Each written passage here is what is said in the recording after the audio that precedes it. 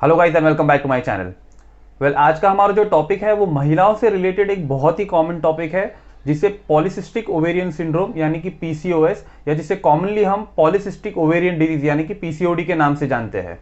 तो चलिए फिर शुरू करते हैं। हमेशा की तरह पहले बात कर लेते हैं कुछ बेसिक्स के बारे में। हर महिला में दो अंडाशय यानी कि दो ओवरीज पाई जाती है। इन ओवरी में हजारों फॉलिकल्स होते हैं जो रेस्टिंग फेज में होते हैं। लड़कियों में 11 से 12 साल की उम्र के बाद शरीर में जो हार्मोनल चेंजेस होते हैं, उन चेंजेस की वजह से इन फॉलिकल में से, इन हजारों फॉलिकल में से कुछ फॉलिकल हर महीने डेवलप होते हैं या उनमें बदलाव या चेंजेस आना शुरू होते हैं।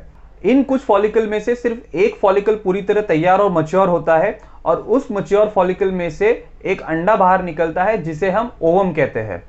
इस प्रोसेस को हम ओव्यूलेशन कहते हैं। ये प्रोसेस होने के लिए यानी कि फॉलिकल्स की मैच्योरेशन से लेके आपके ओव्यूलेशन तक यानी कि अंडा बाहर निकलने तक 3 हार्मोन्स की बहुत जरूरत होती है।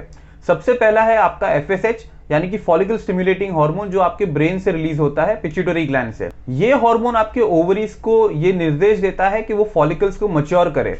जब आपके फॉलिकल्स मैच्योर हो रहे होते हैं, उनमें से एक दूसरा हार्मोन रिलीज होता है जिसे हम ईस्ट्रोजन के नाम से जानते हैं, जो महिलाओं में यूट्रस को यानी कि आपके गर्भाशय को प्रेगनेंसी को एक्सेप्ट करने के लिए और प्रेगनेंसी को आगे बढ़ाने के लिए उसे डेवलप करता है, उसे तैयार करता है। और तीसरा जरूरी हार्मोन है एलएच हार्मोन यानी कि ल्यूटिनाइजिंग हार्मोन, जो फिर से आपके ब्रेन में पिट्यूटरी ग्लैंड से रिलीज होता है, जो आपके मैच्योर हुए फॉलिकल को तैयार करता है और उनमें से अंडे को बाहर निकालता है यानी कि ओव्यूलेशन के प्रोसेस को कंप्लीट करता है। अब बात करते हैं पीसीओडी के बारे में। जैसे कि हमने डिस्कस किया था कि हर महीने में कुछ फॉलिकल्स मैच्योर होते हैं या डेवलप होते हैं और उन कुछ फॉलिकल में से एक फॉलिकल फाइनली मैच्योर होकर उसमें से अंडा बाहर निकलता है यानी कि ओव्यूलेशन होता है। लेकिन पीसीओडी में क्या होता है कि बहुत सारे फॉलिकल्स में अचानक चेंजेस आना शुरू तो हो जाते हैं, लेकिन उनमें से एक भी फॉलिकल पूरी तरह मैच्योर नहीं हो पाता और उसमें से अंडा बाहर नहीं निकल पाता यानी कि ओव्यूलेशन नहीं हो पाता। इससे प्रॉब्लम क्या है या उस अंडे की बेसिकली इंपॉर्टेंस क्या है? प्रेगनेंसी के लिए महिलाओं के इस अंडे का पुरुषों के स्पर्म से मिलना बहुत जरूरी होता है और इस मिलने के प्रोसेस को फर्टिलाइजेशन कहते हैं।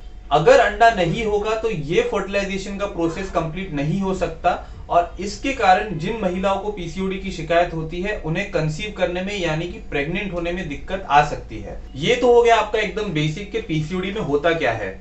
अब बात करते हैं कि ऐसा क्यों होता है यानी कि पीसीओडी होने के कॉजेस क्या क्या है। पीसीओडी एग्जैक्टली क्यों होता है इसके बारे में तो ज्यादा जानकारी नहीं है, लेकिन कुछ फैक्टर्स हैं जिसकी वजह से आपको पीसीओडी होने के चांसेस काफी बढ़ सकते हैं।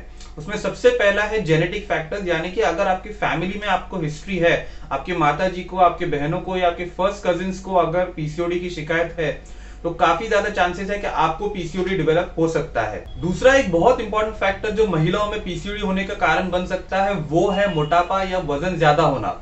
जिन लोगों का या जिन महिलाओं का वजन ज्यादा होता है उनमें कॉमनली इंसुलिन रेजिस्टेंस पाया जाता है। इंसुलिन रेजिस्टेंस की वजह से पीसीओडी होने के चांसेस काफी बढ़ जाते हैं। इंसुलिन रेजिस्टेंस क्या है और उसकी वजह से कैसे डायबिटीज होता है, इसके ऊपर मैं एक डिटेल वीडियो ऑलरेडी बना चुका हूं। इसका लिंक मैं आपके साथ ऊपर शेयर कर रहा हूं, प्लीज उस वीडियो को जरूर देखिए। इससे आपको इंसुलिन रेजिस्टेंस क्या है उसके बारे में समझने में काफी आसानी हो जाएगी। इंसुलिन रेजिस्टेंस की वजह से शरीर में इंसुलिन का लेवल काफी बढ़ जाता है और इंसुलिन का लेवल बढ़ने की वजह से शरीर में एंड्रोजेंस का लेवल बढ़ जाता है और यही हमारा तीसरा सबसे जरूरी रीजन है पीसीओडी होने का, वो है एंड्रोजेंस का हाई लेवल होना। ऑलमोस्ट सभी महिलाएं जिनको पीसीओडी की शिकायत होती है उनमें एंड्रोजेंस के लेवल काफी हाई पाए जाते हैं। एंड्रोजन बेसिकली वो हार्मोन्स होते हैं जिनके लेवल पुरुषों में यानी कि मेल्स में हाई होते हैं, वो फीमेल्स में भी पाए जाते हैं लेकिन उनके लेवल्स काफी लो होते हैं। पीसीओडी में किसी रीजन की वजह से ये एंड्रोजन के लेवल महिलाओं में भी काफी हाई हो जाते हैं। जैसे हमने हमारे पिछले रीजन में डिस्कस किया था कि वजन ज्यादा होने से इंसुलिन रेजिस्टेंस बढ़ता है और उसके वजह से कैसे एंड्रोजन बढ़ने से हमारे पीसीओडी होने के चांसेस बढ़ जाते हैं। लेकिन सिर्फ मोटापे की वजह से या वजन ज्यादा होने से पीसीओडी नहीं होता। कई बार देखा गया है कि पीसीओडी जिन महिलाओं को होता है उनका वजन बिल्कुल नॉर्मल भी हो सकता है और उन महिलाओं में बेसिकली एंड्रोजन लेवल हाई होने की वजह से उन्हें पीसीओडी की शिकायत पाई जाती है। जैसे हमने डिस्कस किया था कि एंड्रोजेंस के लेवल नॉर्मली मेल्स में काफी हाई पाए जाते हैं और फीमेल्स में काफी लो होते हैं।